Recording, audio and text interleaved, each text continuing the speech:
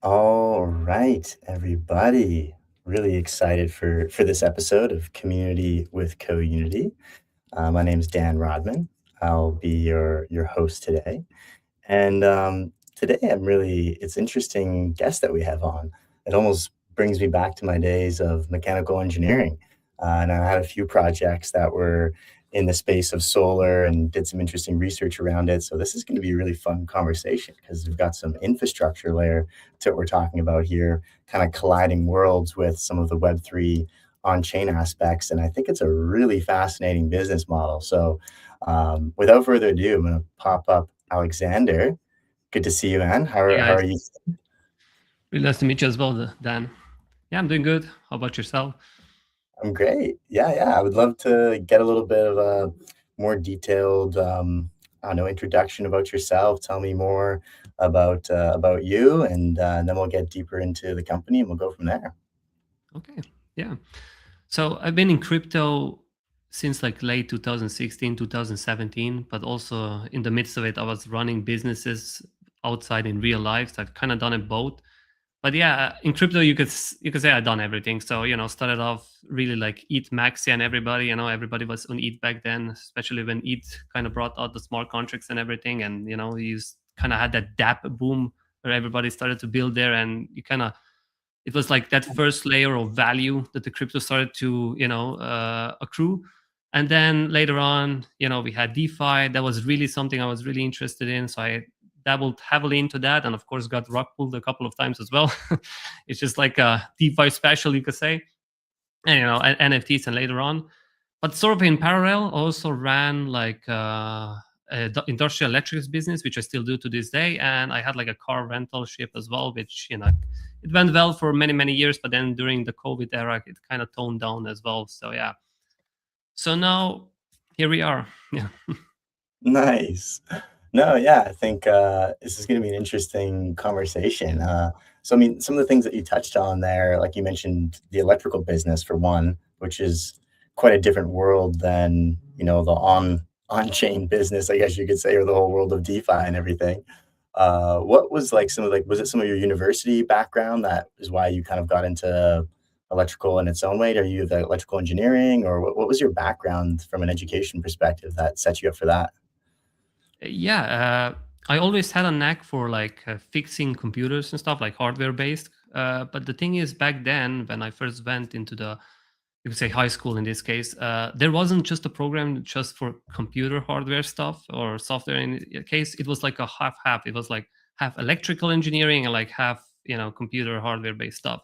So you kind of had to take both programs. So initially I wasn't really interested in electronics and all of that, but it kind of had to take the course. I was forced, as you could say, anyways.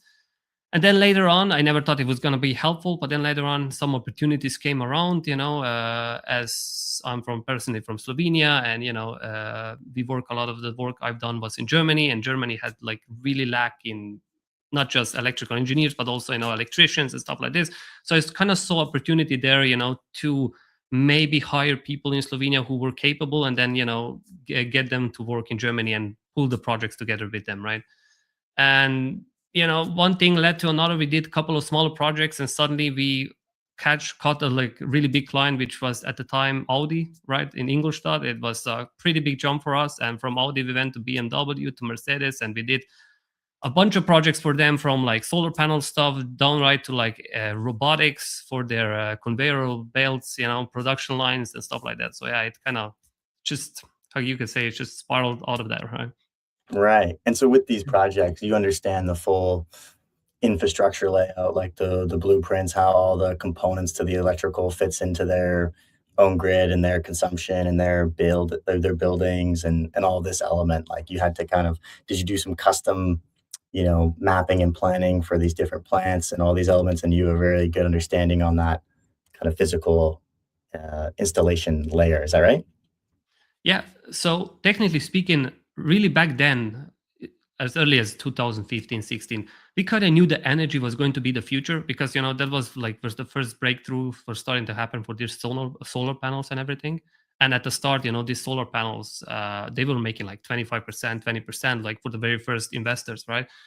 And of course, you had this massive, massive consumptioners, like these factories, like I was just mentioning, the conveyor belts, the AR, the robotics coming in. They were like massive consumption right there. So they kind of wanted to save money by building like large solar panel fields.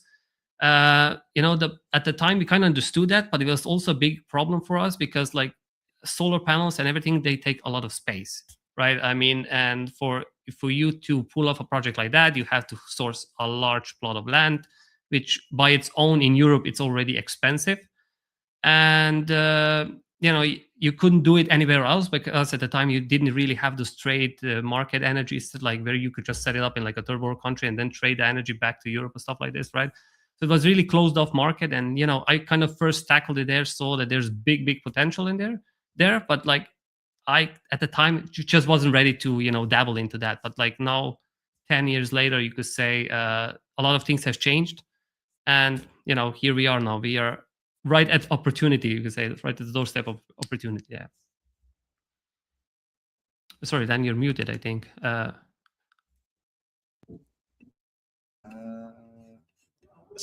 let me just. Can you hear me? Yeah, I can hear you now. Yeah. Okay. Yeah, it was funny actually. I'm using a coworker's laptop, and I think he walked back by and connected to his AirPods, so I quickly turned off Bluetooth. But anyways, It happens, yeah. all good. So I wanted to ask you then was the element of the electrical aspects, the Audi, the BMW, and then there's these two worlds colliding, right? And so then you also got into crypto at some point. I'm kind of curious, because the question is always interesting for people when it comes to Web3 and NFTs and tokens and the whole ICO era. Like, what was the first component in the Web3 world that kind of pulled you in? Was it a little bit of trading? Was it a specific NFT collection? I'm just curious on what was that like interest for you and draw on that side of things. The very first component, it was actually, I have to say, ICOs, if I'm Mm, totally honest, right? So the friend introduced me to crypto since 2016. I will say that, like, to really go back to the beginning. I actually was mining Bitcoin back in 2010, maybe 2009, when the Bitcoin was really, wow. really cheap. But at the time, I was really, really young as well. And part Yikes. of this is because I'm personally from Slovenia, right? So Hmm. Slovenians, we were super early to Bitcoin. Like, it's we already had like a BTC city, like a mall back in 2010 or 12 or something like that. It's really, really early, right? So, anyways, I saw this on forum. Everybody was saying, "Oh, you just leave your computer open, right? Just mine something, and you get free bitcoins, and you can sell it for money." So I didn't think of much. I ran it for like 2 3 months. I know there was a nice chunk of bitcoins on there, but then suddenly after that, there was some hack or something happened, and the whole price plummet and everything. And I was like, screw this. It's just not gonna be worth anything. So I just dumped it there, and never paid any attention to it. Right then, back to 2016, like late 2016, the friend was kind of telling me, "Wow, like I'm investing in these ICOs. I'm making, I don't know, 5 6 times per night, or sorry, or even 10 times in like a couple of days." I was like, "Wow, that's insane, right? I mean, that sounds like insane thing. Like, it sounds like a scam almost, right?" So then he kind of invited me in. He showed me, and I was already dealing in kind of real life with a couple of like with investments, right? Because when you deal with such projects, they come to you and you kind of see like, okay, they're investing in that, they're investing in this, but you could never access it, right? Because you're just too small, or there are some like real world things that are stopping you from investing. And then here, everything was decentralized. Like, honestly, you could just throw it in, and back then you didn't even need KYC. So, like, you just read the white paper. If it made sense to you, you threw in the money. And that is how I firstly got hooked on. I started reading these white papers, and I really didn't understand jack shit at the beginning, right? But then, went back to the roots, tried to really understand how Bitcoin works, and then from Bitcoin to Hmm. Ethereum. And then once I understood how Ethereum works, for example, I was like, wow, this is some real use case, which Yeah. again ties to the real world, because at the time I was employing a lot of Slovenian people, maybe even Croatian, Serbian, Bosnians, and I was sending them and working with them in Germany, right? And there was always the issue of how to pay these people, right? Because, like, honestly, like, back then they weren't in the European Union, so you couldn't just physically send the money. Like, just, it would take ages to send them the money. And if you would get questions from the government, like, why the hell are you sending money to Bosnia, for example? And Hmm. Bitcoin for me was like, wow, okay, this could really solve some issues. Like, obviously back then it wasn't ready for anything like this, but I already kind of saw the future, like what I could do with this sort of system, right? Yeah. Yeah, No, I think, like, it's funny to think through also when you mention that aspect of trying to understand this technology 10 years ago or read these different white yeah. papers. You couldn't just throw it into ChatGPT then, No, You no, didn't have no. You really you had to didn't have understand. you actually had to really get the principles, Yeah, understand it, and, yeah, put in the effort around really bringing that together. And so what I think is really fascinating is let's learn more about Megawatt now, because I feel like it's the collision of these two worlds, right? And something that also has a bit of I really like the element or layer where you're not just creating some random token with it to raise money with it or use it as a vehicle. You have a really good model around that side as well. You can't rug pull this. You know, it's hard to rug pull a big battery. No, I yeah, should that's say, impossible. Yeah. right? So, Yeah. but yeah, I would love for you to try to explain to the audience here because I'm sure a lot of people have no idea. How could you break it down and explain the business model that you have, and then touch on like the very unique team that you have set up for this too. I think the other two team members, everyone has a great variety of expertise to kind of add a lot of value to what you guys are building here. So, would love to get the explanation, the walkthrough about Megawatt. Yeah. So I mean, probably best to start with the team. So I'm from DeFi, and then our developer, or in this case CEO, is also from DeFi. So I kind of knew him before all of this. Then we also like I was in this sector already, so I kind of saw that the whole thing is moving towards energy, and that there's going to be a breakthrough with these batteries, and especially because I saw that a lot of these batteries are being built in Germany. So from that, I kind of was telling this to my partner right now, what kind of opportunities are, and he knew this guy he also met from another place. I think it was football or something that he was playing with. He said, "Well, that guy is also from like solar energy company, and he has connections with all of these ready to build projects and everything." So we kind of all three connected together. We talked it out one night, and we saw that there's a lot of synergy between us, and then we really started to explore this whole world. We kind of we threw together numbers, and then we kind of built up, two batteries with family friends, just to test out the theory. We built it out. The first one was like 50 solar, 50 battery, right? 50%, 50%. And then the next one was just purely battery, because we saw that there's much more yield to be made with just batteries in this case, right? Mm, We saw that the system works really well, and then we kind of said like, wow, there's a lot of yield, or there's a lot of capital sitting in DeFi that is just making like sub 5% yield. And it's mostly making it from like synthetic coins, which is like makeshift coin, whatever, it's created from the cloud, you could say. And we kind of said like, wow, this could be an opportunity, just give out people opportunity to invest into you, to build out real physical assets and deliver that revenue back to them. And in most cases, it's bigger yield than what they're getting anyways, and much safer, because it can, like you mentioned before, it can be rug pulled, right? mhm. So yeah, in Yeah, this like case, Megawatt was kind of born. Yeah. yeah, like the model in my mind a little bit almost reminds me of.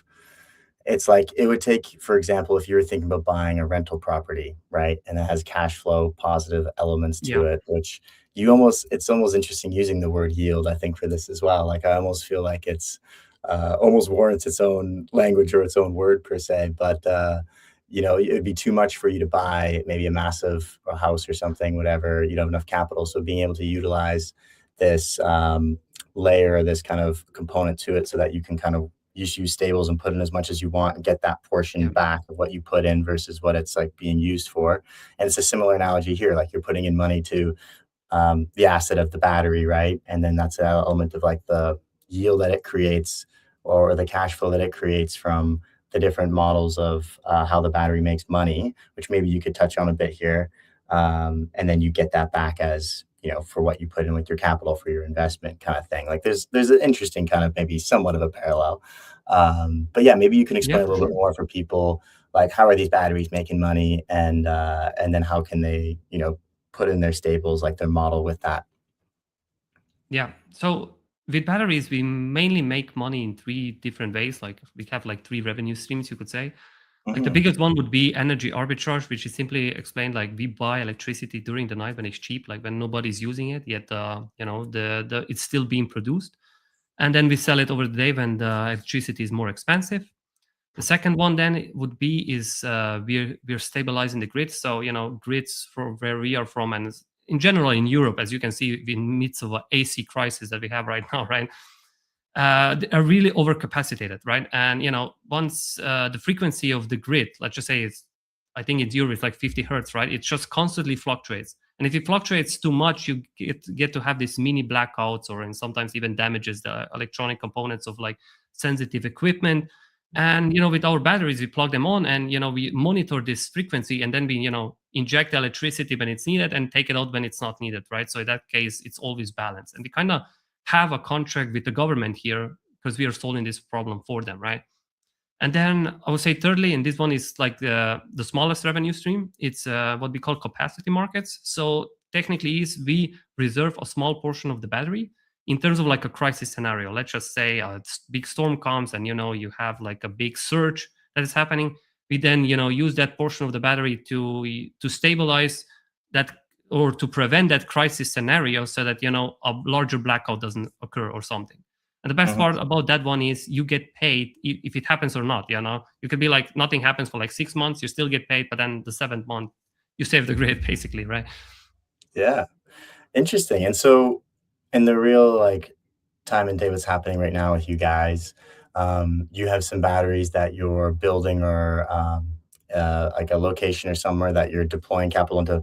You're raising money, I guess, maybe also to build those bigger, and you're gonna build those up, and then people would be able to, next year or in the next little bit, there'll be an opportunity where it's like, okay, we've got, I don't know what it is, $600,000, $500,000 plant here or battery here. We can accept this much. This is like the API you can expect to get from that. And is it kind of first come first serve, or like is there going to be a ticket size, and how will you kind of you know Yeah. balance that element to the demand side? Yeah. So technically, as I would say right now, we're still kind of in the builder mode. So we're not technically raising money just yet. We will in the future, obviously. But there are kind of like two plays what we see here. And one of them is like what you just mentioned. You find investors. Let's just say you go from start. You scope out the land. You see where the batteries can be built because they can't just be built anywhere. Like you need to get a spot on the grid, and the grid has to be able to handle your battery as well, right? So this type of grids or positions or whatever spots on the land are very limited. So once you Mhm. scope that out, you start sourcing the permits and everything. And we do that everything in advance before we would even hit the investment stage, right? So Right. once we have the permits from government and we have a government contract in place and everything, we then open up a vault where we then raise money for that battery. So if that battery is, I don't know, let's just say 10 megawatt, we will then raise usually 5.5 to 6 million, right, depending on the price of the megawatt it takes us to build it there. And then people deposit in, and usually I'll say that it takes between 6 to 9 months. Like up until now we always did it quicker, but we like to take that buffer time. Just like you don't want to take too little time and then say and go with script. I would just say soon it's happening, right? Yeah. Yeah, so then it's built out, it plugs it onto the grid, and you start generating revenue, and you distribute that revenue back on chain to the investors, right? That's like Hmm. one place out of it, but there's also a place where we see another thing where we are trying to see if we can build out a protocol, which is like very inspired similarly to use the AI, which sort of like works like a debt fund in sort of case, right? Where you could be sourcing that capital from the from DeFi, and then offer refinancing options to the other party developers of BESs, so they could go out, develop the BESs, and refinance at your capital, and then pay you the interest rate, which you can send back to the investors as well, right? So there are like two different places here that we are exploring at the moment. So, yeah. Interesting. Gotcha. And okay, now let's like kind of shift gears a little bit into, I guess the marketing, community, and growth side of this type of project. Out of curiosity, here's a question that we ask everyone who comes on the podcast, and it'll be interesting to hear your thoughts and perspective on it. Like, there's no wrong answer here. I'll Yeah. say that, which would be, what is your definition of the word community? Uh, I would say, I guess that's very dependent whether we are talking about real life or blockchain in this case. I mean, I'll say like this: in real life, I think probably something started would be like somebody, like a group of people that share the same values, maybe the same mission, or maybe it's just creating a space that you feel safe within, right? And but when you go to the blockchain, I would say at the beginning, I would say it was pretty similar. In 2017, I remember like Link Marines or stuff like this, guys. Like these Yeah. guys build community from kind of the same approaches, like what I just mentioned from real life, right? But now as we go forward, I'll say with the whole meme coins and everything, I think this community type word has been a little bit, I don't know, how would I say, I mean, it changed. Let's just put it like this. So basically, right now, I wouldn't say it's like share the same values or creating safe space or stuff like this. It's just mostly people who maybe share the same interest and maybe are on the same mission, but they're lying to each other that they're not. Or let's just put it like this, right? Yeah. So it's like, I would say it's like, it's different, right? I would approach a Interesting. community like, let's just say if I walk out to the village, I would approach that thing entirely differently to how I would approach building community in, let's just say, for example, like blockchain space in modern Mhm. times, right? Yeah, no, I think it's fascinating. And I think we're moving into an era, I guess you could say, of a little bit less of the heavier speculation and expectation when it comes to community and the technology, on chain, I would say. Like you kind of like the era of those massive airdrops and whatnot. Yeah, Like, yeah, I don't know if we're ever going to get back to that. And it's also something that like yeah, was to your point, a synthetic layer of the word community, which was quite a yeah. buzzword in Synthetic its layer. own That's way. a yeah. That's a good word for it. Yeah. It's like, at the end of the day, if a lot of those people's main goals was just a financial gain, right? Like, the Yeah, financial gain is what they were there around, right? And that was just a vehicle for them to maybe get there. And so as a result, once the airdrop came, then, they're like, "Sweet, I got my bag, dump it all, and, I'm never gonna go back to this website or this project again." exactly. Yeah, Which it goes. is like, yeah, Yeah, as you say, it's not that's definitely not an ideal aspect or real kind of community building, right? yeah, Um, and I think the layer and the component to what you mentioned more, in everyday life, there's more opportunities to merge that in digitally as well. And I think when you think through a lot of projects and brands about their customers and about their clients, when you really think through it, there is ways to kind of optimize an aspect or some layer of like community that they can maybe help each other with, that they can get professional development, that they can connect more with the brand. And I have like a bit yeah, of a thesis around, and that's one of the reasons why Co-Unity we're very focused on this, is that in the future AI is going to be cranking out more and more content. yeah, And sure, it'll be helpful for entrepreneurs to use AI to get more clients and do more creative things, but then everyone's going to be doing that. So it's kind of like yeah, this race of awareness. And we've already seen the marketing touch points. It used to be everyone used to say 7 touch points for marketing to like convert their client to a customer, right? And now it's getting to be more like 20 or 30. Our attention spans are getting shorter. So when you think about, well, if it's getting more expensive for me to acquire a new customer because of all these more touch points, how do I really ensure that they don't leave, and think about like the retention layer and the loyalty building side of it, right?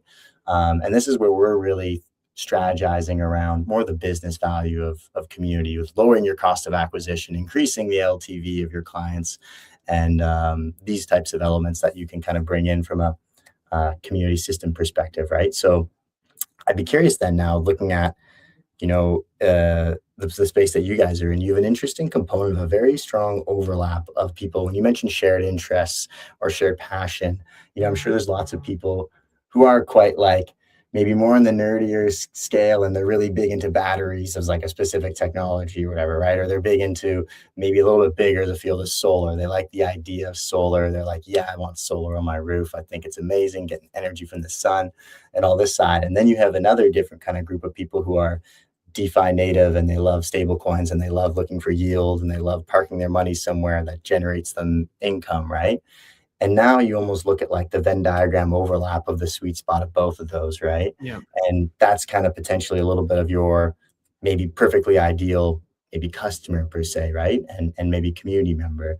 Um, and I'm sure you'll get people who are, I don't really care about solar or batteries, but I love the idea of pretty safe yield. And that's me, whatever. And that's like, I'm going to be a customer just because of that.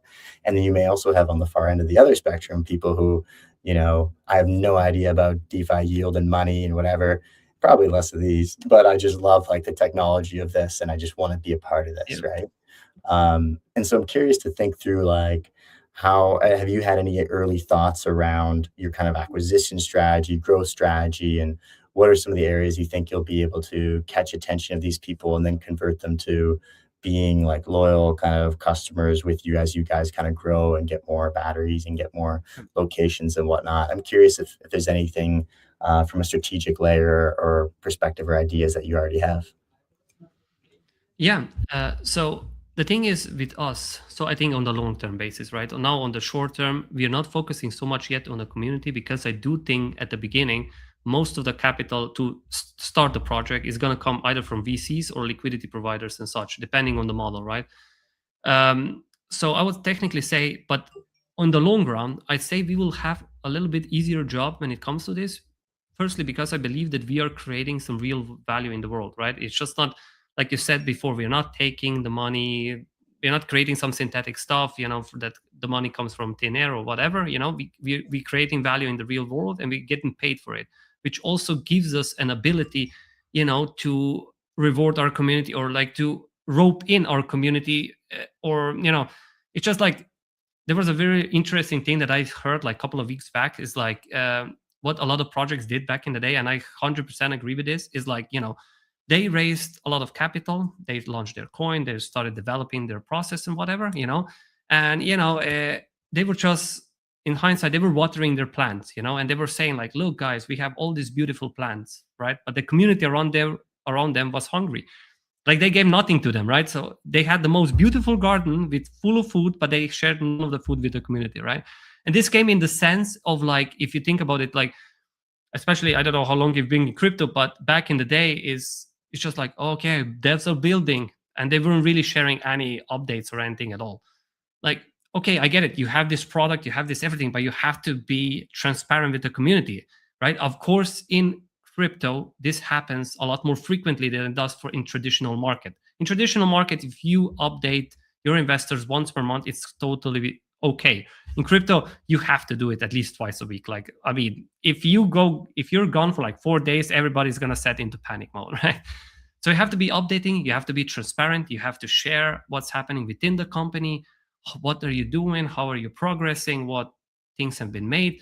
And that sort of naturally helps to grow the community. And then on the side, like, okay, the company is getting bigger, now let's reward some of our diehard members back with, right? Especially the guys who are interested in technology. Like if there are guys who are willing to speak to you about technology for, I don't know, 4 or 5 hours per week or whatever, you should stop sort of find a way to reward them, because those are the guys that will actually bring you new ideas how to scale or how to modernize your company in the future. We very much are aware, like for example right now the batteries are super hot, or they're becoming to be a hot commodity, whatever, I want to mention it. But then in like 5 years, maybe the whole things is gonna change. Maybe there's gonna be, I don't know, a totally new thing that's gonna be producing and storing energy in our world, right? And we will, once we get to that point, we will have to pivot and modernize. And if you talk to these people, you get this idea sort of early, and you can adapt, right? So that's like one aspect. And then another aspect about the people who just are here to deposit. You know, most of them, I still like the old school email campaigns, if you will. I still think those are absolutely great. I do plan to target, to collect those emails and drive some sort of newsletter for those people as well, to keep them updated about their investment, be- without them even having to enter our website, because I know those people be. So they will just open I don't know, an email at their work. At least, oh, okay, my vault is doing okay. Oh, look, they're opening a new vault. Maybe I should participate, whatever. And remind them to come back and see what's happening, right? So yes, we'll be looking into kind of tapping worlds, like kind of making both worlds happy in this case, right?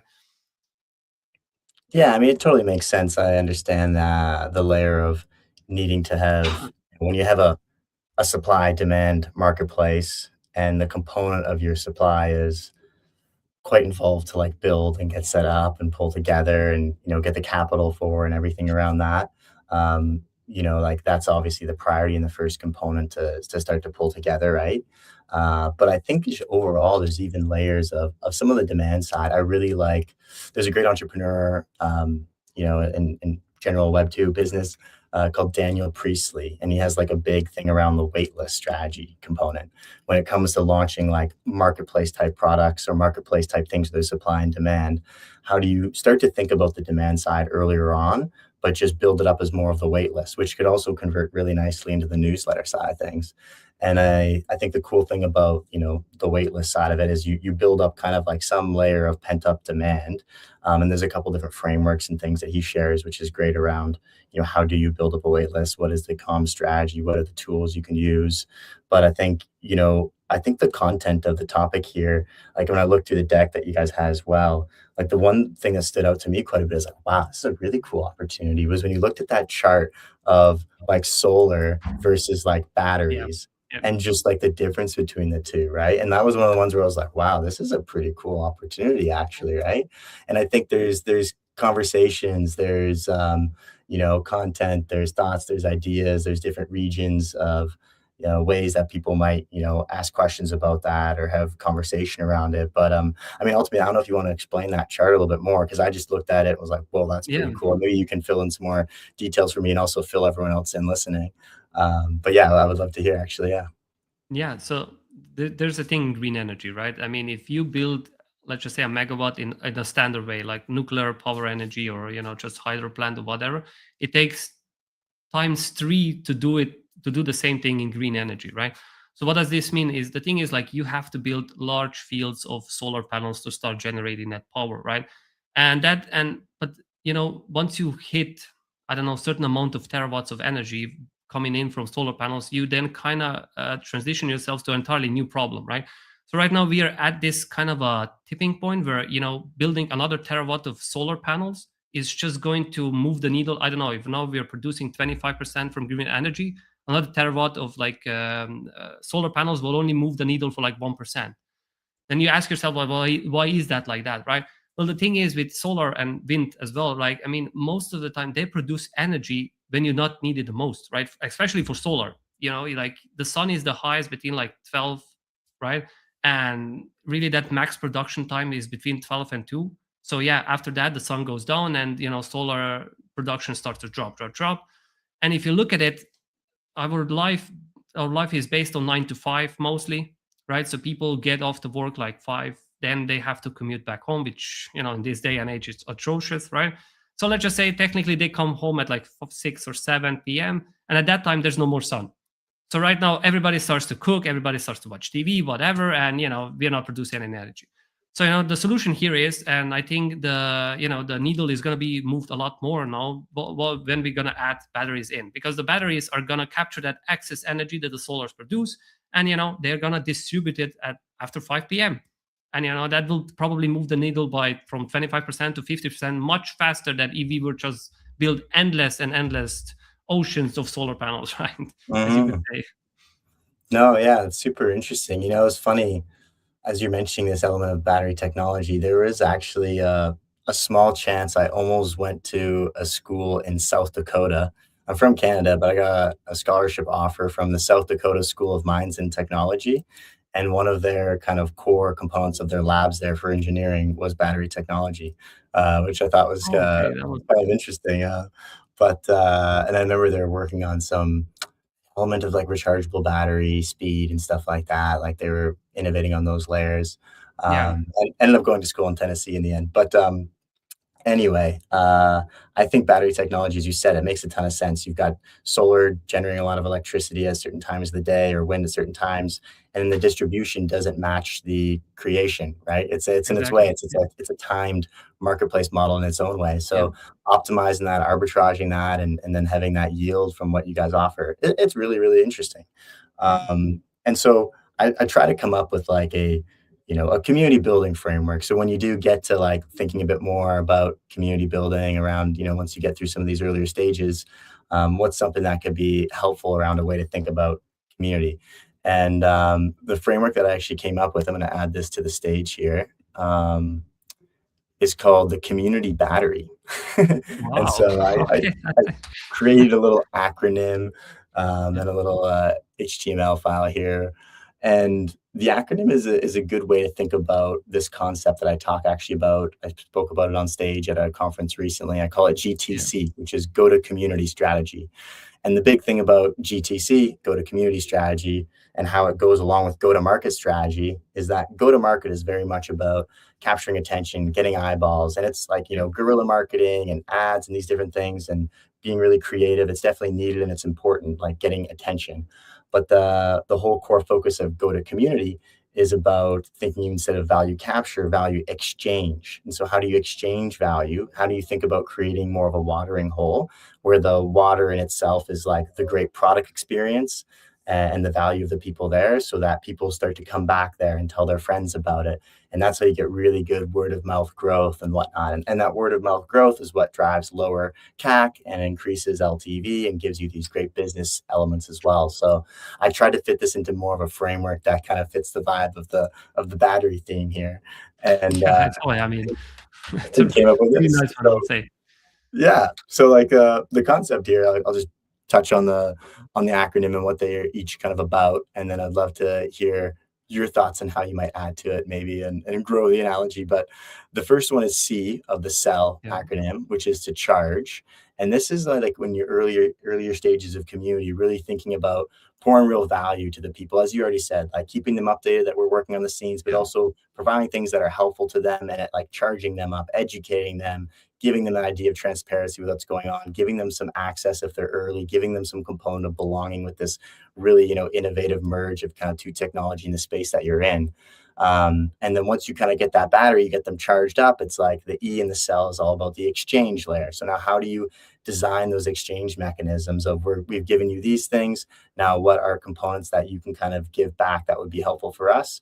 And a component where you even learn in your own way. And that in its way is like the second letter, which is the load. So what are the components of, the outlets that you can actually give community to contribute to the project in different ways, whether that's even maybe like, there's examples of some community like they design or do a mascot competition for like the brand, right? Or they yeah, do a yeah, sticker competition, and like they have components that they contribute to like the value of what's going on there, right? And then really you just loop that, you bring it back to the beginning, yeah. and you kind of close that circuit so that you can continue taking the feedback component, right, on what was working well, maybe what wasn't working so well, and then double down to the good things and cut the things that weren't working well, and keep trying to see how efficient you can get that circuit cycle, and build a really strong kind of community layer off of that. So I'd love to know what your first impressions are, what you think of the community battery concept here, which I pulled together. What jumps to the top of your brain? I'll say, first of all, like really nice, like really nice thing what you've done here, right? This is what I'll say. What captured me first when I met Tommy, which is one of your Yeah, guys, Tommy's great. right, in Miami, is like I instantly connected with him because he was one of the rare peoples that I like. Obviously, when you create a project or you're trying to create a project, you get pitched by 1,000 different marketing companies on daily basis, right? But that Tommy was saying some things, I was like, wow, okay, you understand, like you get it, like you definitely have some knowledge in this space, what if and how the things work with community based, right? So as you said before, like when it comes to sea, I feel like we're at the sea right now, at the Mhm. start of the sea, because I like to say to the people like, yes, we are in this sort of a builder mode as well right now. I'm transparent with people when it comes to this, right? And I provide them with updates. It's like, yes, we've done these systems in before, but now we're trying to do this for the wider public. So we are trying to find the best solution on how to run it with it, and I update them, and I don't just act as like, we know, like we have everything under control, guys, like just relax, just invest money, like you know what I'm saying, like we're not all cocky and all that, right?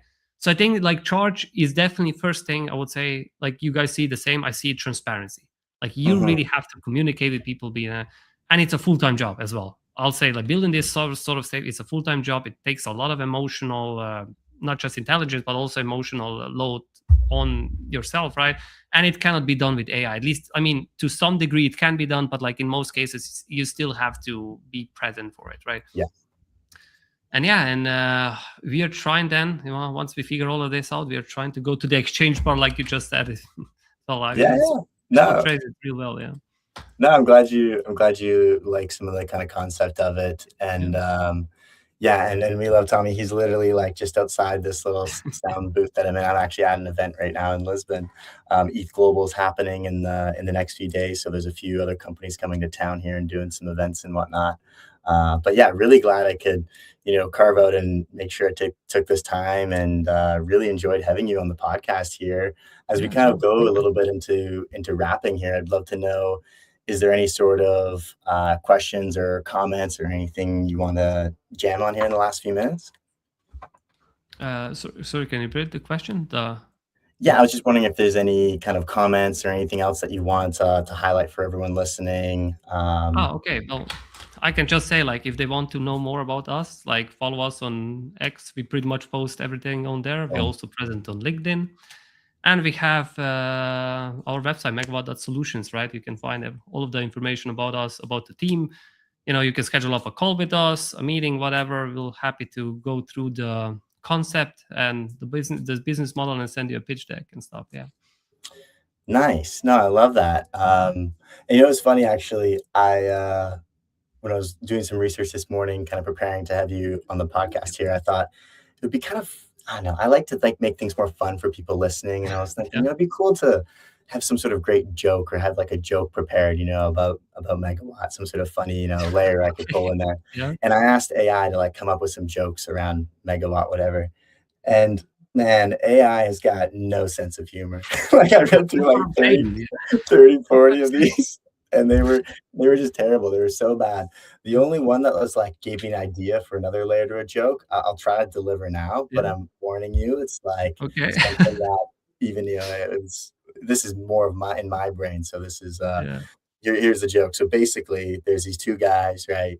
And they walk into a crypto event, a typical crypto event. There's some music blaring, kind of hard to hear each other, but there's some free drinks, there's some food, all that good stuff. And they're having some of the foods, and the one guy's talking to the other, kind of yelling in his ear a little bit, and he's saying like, "Hey, you got like there's a new consensus algorithm we're working on." And the other guy was like, "Whoa, like what is it?" And he goes, it's not proof of work. It's not proof of stake. And he goes like, well, what is it? And he goes, it's proof of what? And he goes, proof of what? He goes, proof of what? He goes, proof of Oh, what? Proof of what? Proof of that's so WATT. good. If only we had our own blockchain. See, that's an idea. That's a good idea, right? So we're gonna create our own blockchain and just say proof of what? Proof of Whatever what? that There is, you I don't go. know. There you go. Yeah, plug But it into your anyway, current at home and that's proof of what? yeah. Well, I'll leave you all with that very goofy joke. Again, I'm gonna pull this up again. Definitely go check out Megawatt. You can find them there at Megawatt Yield on X. And what was the website you also were pushing people as well? Yeah, Megawatt.solutions, yeah. Megawatt.solutions. Yeah. Awesome. Alexander, it was a pleasure having you. You can also find me here at the Dan Rodman and for CoUnity. And yeah, really appreciate everyone Yeah. tuning in. And thanks again for your time. And hope everyone has a lovely rest of their week. And we'll catch you all later.